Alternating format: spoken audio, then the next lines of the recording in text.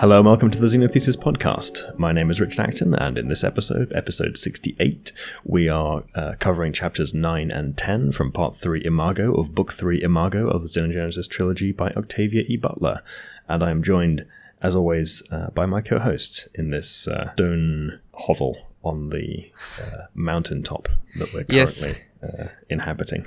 Hello everyone, Michael Glinka here. Yes, I thought you're gonna go with maybe my prediction sort of, full on Mission Impossible. Yeah, exactly. Yeah. Yes. Yeah, not so much this time yet. Not yet. But yes, it's actually, I'm a bit sad, I need to say, because we are on chapters 9 and 10. We only have 6 or 8 chapters left. Yeah, we're pretty close to the end now. Yeah. Not a lot left to go. Yeah. So it's been a hell of a journey. But before the journey ends, we still have some things to go through for me to predict the worst things, or Octavia just throw, I don't know, a landmine in front of our feet. Typical, So plenty of things to do still. Yeah, we there are many different ways we could wrap this up, I suppose. It's hard to predict what exactly might play out next. I mean, there's a few things that we can more or less expect, but we don't know what else might be in there as well, I suppose, is the... absolutely. The question. Yeah. Well then, should we get to my chapter 9 prediction? Sure. So, obviously, I referenced this in the beginning, but I thought that this literally will be Mission Impossible. Cueing music, the music from the movie. Joda's going full commando mode, trying to rescue Jesus and Thomas. No. Yeah, it looks like that's probably next episode. Yes, in the next episode, massive cliffhanger, basically. Yeah. But yeah, let's get to it then. So obviously, as we just said, Mission Impossible was not happening, as they were literally planning to leave, i.e. Ayer with humans down the river and Jodas to the village. To their unfortunate surprise, a group of armed men started approaching towards the tower or the little stone hovel, as Richard described it. The humans were heard and smelled before they even were seen. Unfortunately for all of the people in the cabin, Aira has already fixed Javier and Paz enough to make it noticeable. So the plan was to let the humans in the house and sting them to unconsciousness. It would be the first time for Aira to sting anyone, but Jodas was certain it would be fine. Yeah, the reason for its certainty was interesting. There's a little quote from the text here is that, "Didn't you make at least one of them unconscious last night?" with reference to Ayor's new mates. And then its sensory tentacles knotted against its body in embarrassment, and its mates looked at one another and smiled. Which, it comes across as quite creepy. But, the humans just kind of smiling, or I imagine kind of indulgently at the fact that they were drugged into unconsciousness by Ayor the previous night seems a bit off. Yeah. Yeah. Typical Oankali stuff, but the pheromones are doing their stuff, so they're not really not even aware what's happening to them. Yep. It's just it always throws me kind of the suddenness of that in this section here, right, where everyone's just kind of goes all kind of glazed over and I don't know, soft. something weird happens to their brains. They go all kind of melty and doughy-eyed for the Uloi in this section, and it's very absolutely. Yeah. Absolutely. So yeah, also Jodas hoped that Ayer would survive being shot, to which Ayer responded, "I feel as though I can stand it. I feel as though I could survive almost anything now." It seems that finding of new mates really healed it. Javier also told them that after Jesus and Thomas 2 years ago, there was no trouble anyway, so the security wouldn't be surprised if no one was watching outside. So the plan was to send the humans to Santons' cave, which will allow them to hide, while Ayer and Jodas would hide by the entrance to the cabin and sting any humans. As the humans came, they called out for Javier, but obviously got no response. Furthermore, the windows were high and small, so peeking in would be hard to see if anyone is there. It was no surprise to our Uloi when one of the humans kicked in the door. Human eyes adjust slowly to sudden dimness. We stood behind the door and waited, hoping at least 2 of the men would stumble in, half blind. Yeah, I did a little refreshing myself on the mechanics of like dark adaptation of the eyes. And I found a couple of interesting little historical tidbits. It seemed as though this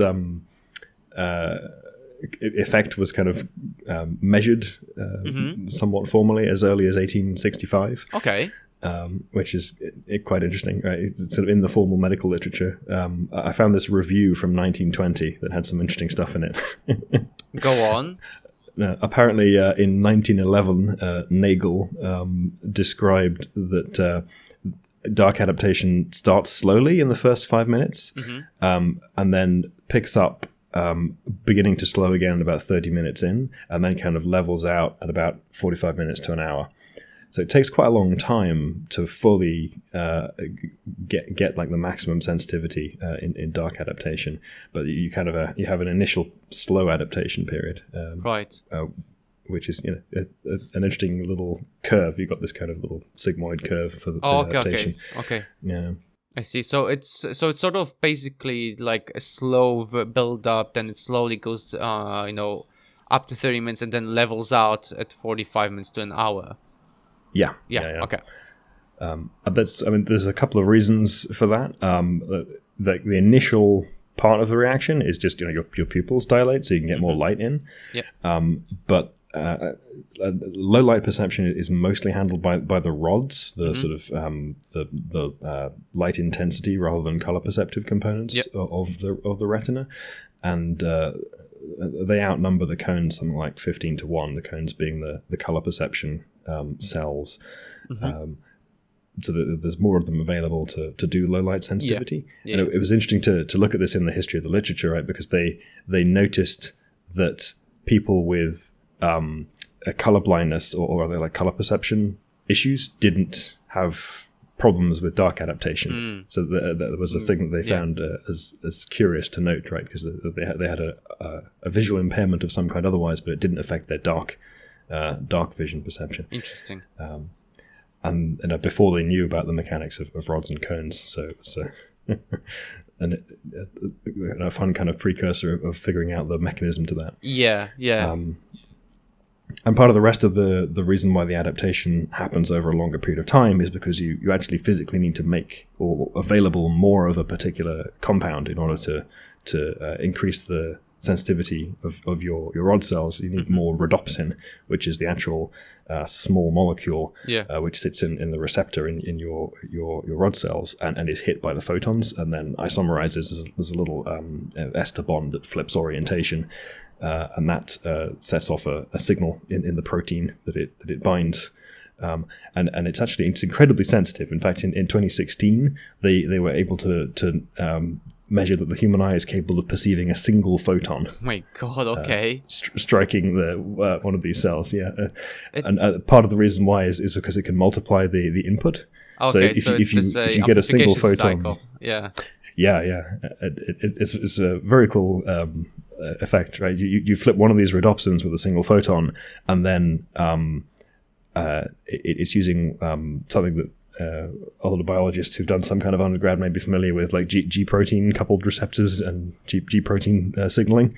So the rhodopsin flips over, and then you've got a little transmembrane protein that activates a G protein system. So it then goes and turns on a protein which creates cyclic GMP. So it takes GMP and makes it into a cyclic version, which is the second messenger. So effectively, you can have one switch flipped, and then it takes that signal and can amplify it enough to make a nerve fire, because it can make several additional chemical changes as a result. So you get this kind of amplification mechanism. Cool.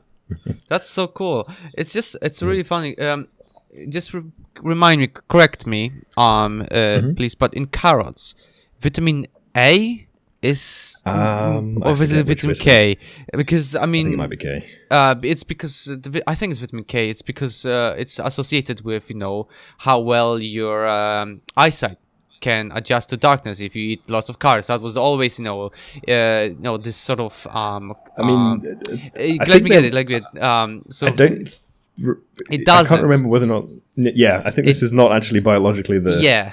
So, but case. basically, there was always this how do you call it, a folk sort of perception that basically do you know where that originated? I don't know, but in Poland, for example, I've always heard it to eat a lot of carrots because it helps your eyesight, right? Or and then I got to grow older, it's changed to more of it helps you see in the darkness. But then I actually checked, this is actually the origin of that myth is a British propaganda operation to disguise the fact that we had invented radar that we could fit into planes. I've heard of that. Yeah. We invented. I think it was a magnetron, something that we could miniaturize radar and put it in our fighters, and we didn't want the Germans to know during the war that we had radar in our fighter planes. So we spread this disinformation about carrots. So, but what's interesting, actually, they looked into this, right? Just because, they looked into it because it was common, knowledge that obviously wasn't correct. Generally, actually, vitamin K, if I might be wrong here because I'm quoting a paper I found long ago, but it actually helps to speed up the process of the dark vision, when, the whole adjustment of eyes to darkness. It doesn't help you see better in the darkness. It just helps you adjust to the darkness faster. I think the carotene and a couple of the other compounds in the thing that gives it its color, they're somewhat chemically similar in structure to some of to like rhodopsin and some of these other photoreceptor type small molecules that are associated with these protein complexes. Yeah. In fact, carotene specifically, you see it a lot in the photoreceptor or photo complexes in plants, but I think that I can't remember off the top of my head what those chemical structures look like, but they're kind of vaguely similar. I don't know if there's some. I think there isn't actually a direct link in that if you consume it that you will get more of it in your eyes or anything to that effect. But I think that might have been part of why it was kind of considered vaguely plausible as a source of disinformation. I will tell you a funny story. Just as off topic, as we are on talking about carrots, and as a kid, in Poland, there used to be this juice with carrots as a base of it, right? You could have apple mixed with carrots, but always it was carrots with something, right? And I loved it. I drank so much of it, and my mom always encouraged me to drink it. I drank so much of it that I turned orange. My uncle, the reason was my mother didn't notice because obviously she sees me every day, right? But my uncle, who I haven't seen for 2 weeks or something, right? He was like to my mother, he's orange. And then everybody looked at me and you're like, yeah, I've noticed something wrong. And was like, okay, we're cutting down on the carrot juices. That's enough. Plenty of carotene in the diet. Oh God, yes. Damn good juices though. So yeah, I was like carrot juice is nice actually. I've not had any in a while. It's a good kind of. It's not as sweet as a lot of the other juice bases. So it's a nice savory. I need to say the UK carrot cake that you can get around here. It's you rarely can find a cake that doesn't have more sugar added to it, and instead of having the carrots as the base of the sugar, but. Just me ranting. Carrot cake is definitely not a low. I have a couple of carrot cake recipes. Butter and sugar content is horrifying. Yes, it's absolutely ridiculous. I only had once a carrot cake that actually tasted like carrots. I don't know if you remember. It was a long time ago, back in our PhD. One of our coworker brought a carrot cake for the cake day, and it was super dense. You could tell there was lots of carrots used in it. I was like, yes, I can taste the sweetness of the carrot and the carrots. Not as much sugar, right? Obviously, but still. Oof. I mean, that's the disturbing thing, though. Even when you can still taste the carrots, it's often like misleading about the fact that there's actually like a pound of sugar in this cake. Oh yeah, absolutely. There's more sugar in. Would you like some carrots with the sugar, please? Yeah. But anyway, let's go back to the. Let's get back to the tangent of the tangent. So we finished all with people walking in, kicking the door and walking in. Only one person initially did walk in and got immediately stung by Jodas. To his friends, it seemed like he just collapsed without the reasons. Two of them went inside to try to catch him, but they got stung as well. Jodas missed the first one, but got him the second time. A very effective stealth attack. Yeah, the fourth man though was already aiming with his gun, but Jodas' experience allowed him to dodge the bullet like Neo from Matrix and grab the man. The Uloi threw the guns. The Ulois threw the guns off the cliff and brought the man inside. Initially, the human fought, but noticing that nothing is happening, he eventually calmed down. He was one of the sterile old humans. The reason why Jodas didn't sting him was because they needed answers. He did try to escape once, but Jodas got him immediately and made him sit down again. In the meantime, Ayer wanted to help some of the humans.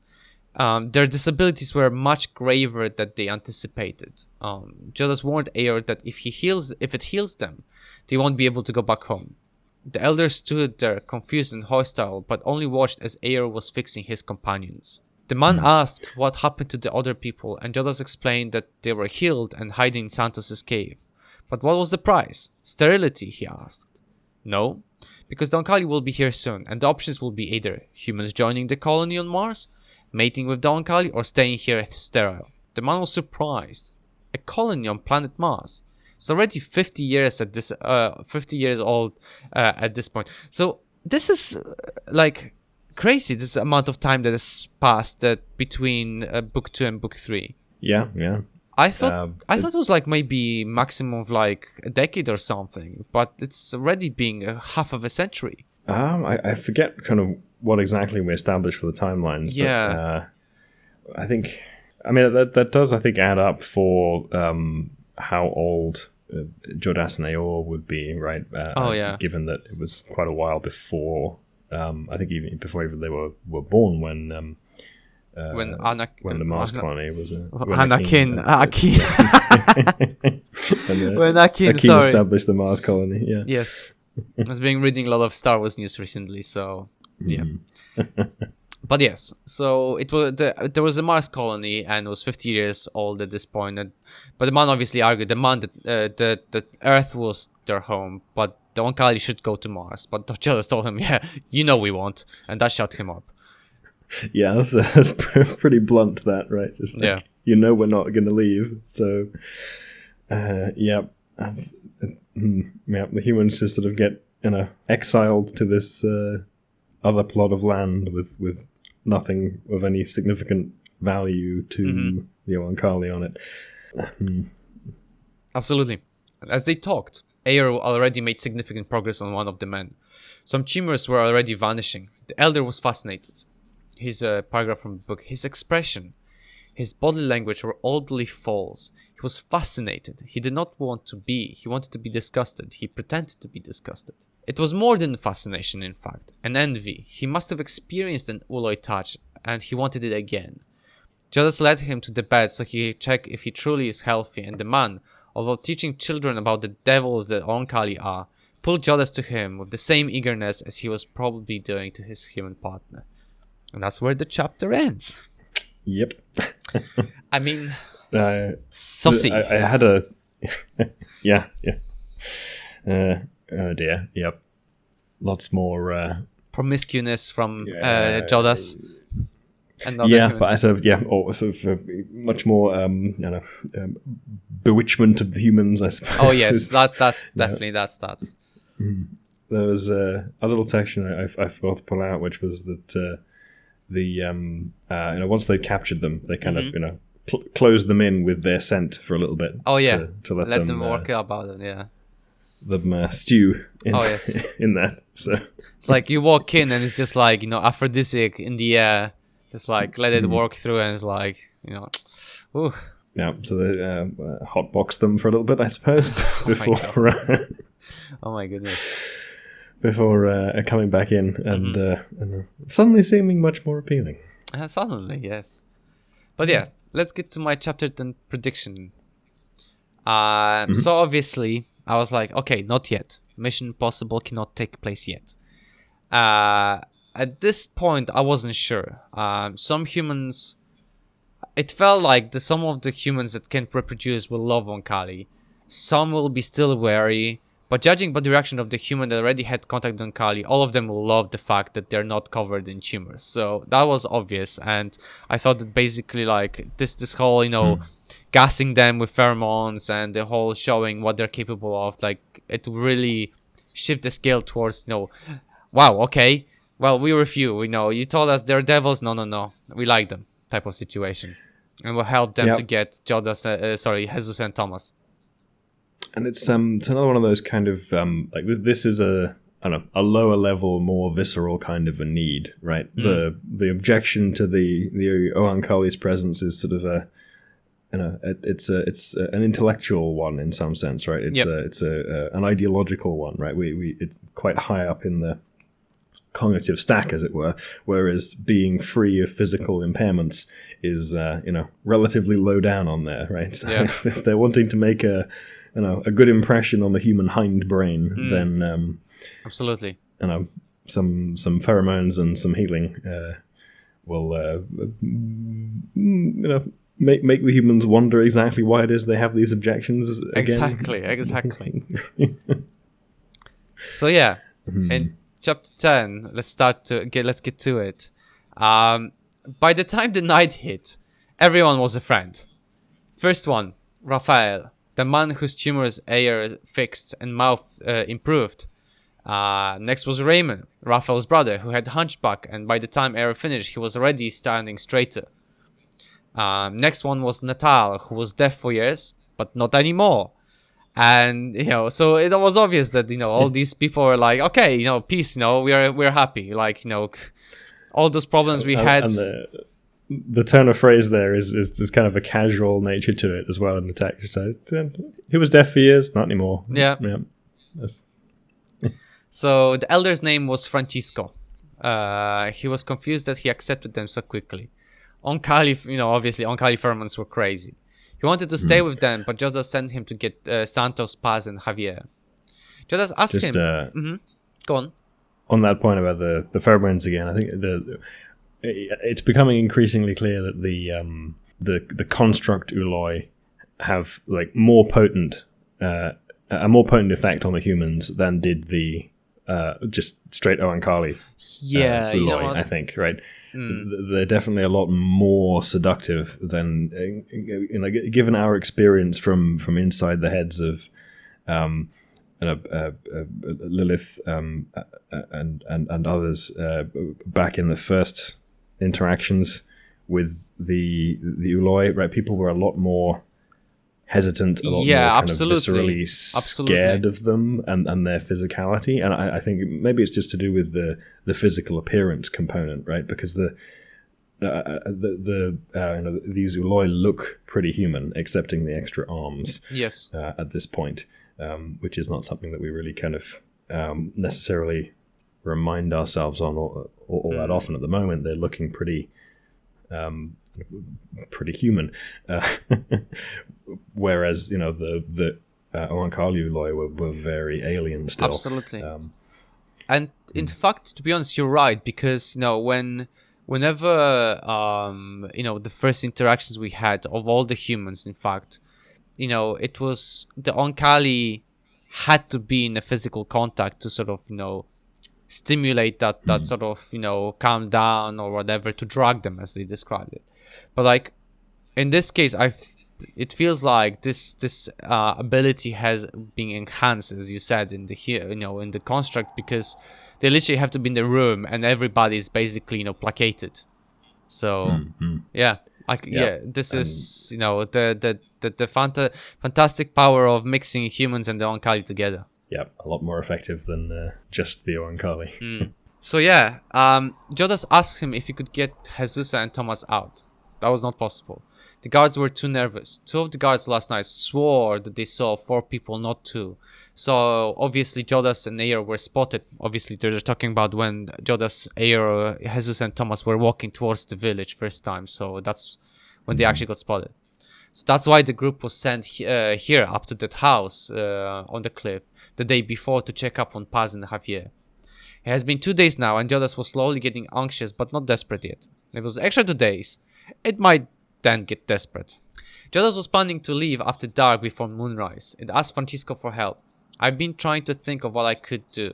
I think I'll go down and just wait. If Jodas needs help, if it's taught, perhaps I can give it the time it needs to prove it isn't a dangerous animal. Yeah, this is so obvious here. Like, okay, I'll help you.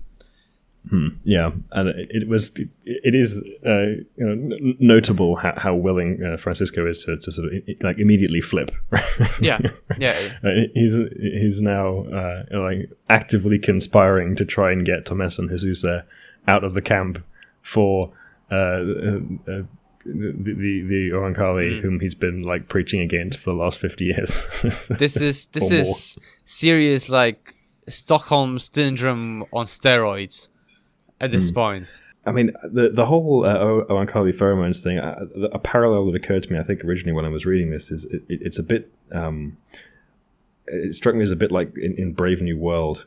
They have this, wonder drug called Soma. Yes, and everyone is constantly like dosing themselves with it whenever they feel any kind of unnecessary emotions. With the situation. Yeah. And I know the Oankali pheromones feel very Soma-like to me.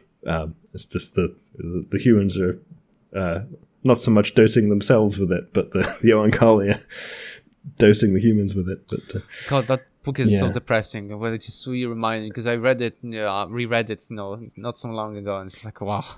Oof. But yeah. Yep. It's one of my favorite dystopian novels. It's that tells a lot about you if you have favorite dystopian novels. No, it's so I don't know. Like 1984 is very kind of like boot to the face. Yes. But, Brave New World is so much more insidious. In its, it is. In its dystopianness. Absolutely. Yeah, it's a very good description of 1984 and Brave New World because 1984 is the one that you like feels almost like it's how close are we to this reality, whereas Brave New World starts very light and then suddenly just like the twist is just like oh god. But anyway, it's not the books that we're talking about now today, so we may actually maybe just talk about them in future, some episode or something. It would be interesting, especially. I mean, Brave New World has some fun biological stuff in it, actually. Yeah, we could pull through some of the stuff just in like one episode of this, talking through the book or something. Mm-hmm. But yeah, coming back, Santos chimed in. It is a dangerous animal, which made Francisco look at him as in distaste. He then added that its people will come and destroy everything he built. It annoyed Francisco, but Santos added he doesn't mind it. Just he's not blind to what will happen. This is where Francisco says there is a reason why Santos has had his nose broken. His unfiltered mouth was the reason. Although he was right and they knew it, right? So obviously, but to shut Santos down, Jodas connected to his neck and started to work on his nose. He needed his cartilage and bone adjusted, but the main thing was to repair his nerve damage. It wasn't just being hit on the nose. The man was thoroughly beaten about the head. Yeah, that's what happens when you can't keep your mouth shut in some cases. Yeah, although, I mean, it just seems so, like, unnecessary, right? The guy does, can hardly absolutely. defend himself. But if you're now surrounded in the area by people who, basically going back to the tribal sort of behavior, when there's a lot of violence and when you the way you establish dominance is by physical power, right? Like, if you talk too much and annoy too many people, it's not. You're not gonna be just ignored like in the office. You're just gonna be beaten up. Yep. It does seem as though Francisco and Santos have a bit of a history. I think Santos has history with everyone. Maybe. Yeah. So yeah, Francisco added that after asking Jodas what it was doing, that maybe it should seal his mouth as well. But he also said that he'll come down with him, but still wants to go with the Oankali. He wants to go to the Mars with fertility restored. Jodas suggested maids, but when it said that the Uloi was going to be Oankali, not construct, the man chose Mars. And here's a paragraph sort of interaction between them. Where shall I meet you once you've gotten Tomas and Jesus out? Follow the trail down river. Come as quickly as you can, but come carefully. If you can't get away, remember that my people will be coming here soon anyway. They won't hurt you, and they will send you to Mars if you still want to go. The man didn't know patience, and in the century he lived, he never learned any. He really wanted to go to join the group and go to Mars. The chapter ends with Jodas warning Santons to keep his mouth shut to protect everyone, and then he headed down the mountain. I left it and headed down the mountain, using the path when it was convenient and ignoring it otherwise. The humans with air would find it dark and would have to be careful. For me, it was well lit with the heat of all the growing plants. That's where the chapter ends. And I just noted here that obviously I sort of imagined through Jodas's eyes that, it must have looked like, looking through the thermal vision camera, like all those plants, the heat, like the purples and blues and, stuff like that. And I just thought to myself that must have looked beautiful. Like, that you go in the dark night and then everything around you just glowing, like similar to Avatar. Movie, when all those colorful flowers, the plants and leaves and stuff like that. I just sort of imagine like that. Like I just saw, I was like, wow, I'm jealous. And, like that one paragraph made me feel like, sit down and ponder. That would be very interesting. I don't think I've ever seen like footage of a jungle specifically through like a FLIR camera. But for the most part, people are like the dynamic range of the temperature is usually like tuned to contrast an animal against the backdrop of the plants. So maybe if you kind of choose a different increment or a different range to emphasize the differences of, then you would see more of the differences in temperature among the plants, and that would be more useful to you. But, so here's a homework for us. We're gonna buy a thermal camera and do that ourselves. They're quite expensive. I know. We can find someone very who's already expensive. Done it. Funny thing is, because I wanted to look. There are some. The YouTube channel Electroboom. Mark D, oh yes, yeah, who he was advertising. He had a sponsor of like those thermal cameras, and I looked at the price of them. They were like add-on to the for phone, like USB-C sort of connection. They were still very expensive. Yeah, so there's a like not as bad as the dedicated ones, but they're still like quite bad. Yes, it's and you probably don't have anything like like some advanced dynamic range tuning and it's small increment stuff. Yeah, but honestly, expensive hobby, I would say. But just to take a shot of what some foresty area. Super useful though. Oh, absolutely. I mean, like you walk in the darkness and you can see everything basically. So, but yeah, stick it on a drone. Oh wow, that'd be amazing just to see, like take a shot, aerial shot of like of a sort of area, in sort of like field or something, and see all those like little animals and insects, maybe like And you get great contrast in winter weather. Oh wow, yeah, because all the animals stand out much more boldly against a cold background. Oh yeah, oh absolutely. I'm gonna save up some money and buy myself a thermal camera. Maybe I can borrow it. So yeah, shall we go to the chapter 11 prediction? Sure. So now it's the cue in the Mission Impossible music. It's an infiltration of the village. Time to get Jesus and Thomas. But I thought to myself, they're underground. probably one floor underground in a cylindrical building, probably one entrance, guards all the time there, probably guards on the periphery of the village. Getting to them probably be easy. Getting them out, probably exponentially more difficult. I don't know. I just said to me like this whole sudden, idea of like single one-man army going into and to help, to rescue two people doesn't sound so probable anymore. Yeah, I mean, I suppose it depends on the stealth, right? The whole stinging people into unconsciousness thing is a pretty effective. I don't know if there's a couple of guards that he can just knock out in place and then sneak out with Tomas and Jesusa, then maybe it can get away with it. I mean, if Jodas really concentrate on releasing the pheromones, like create an aura around him, and just like walking in, stab one guy, the other is like and then stab him as well, before he can do anything. Just sort of dial up the even more and confusion components and have people who sort of go, yeah, exactly.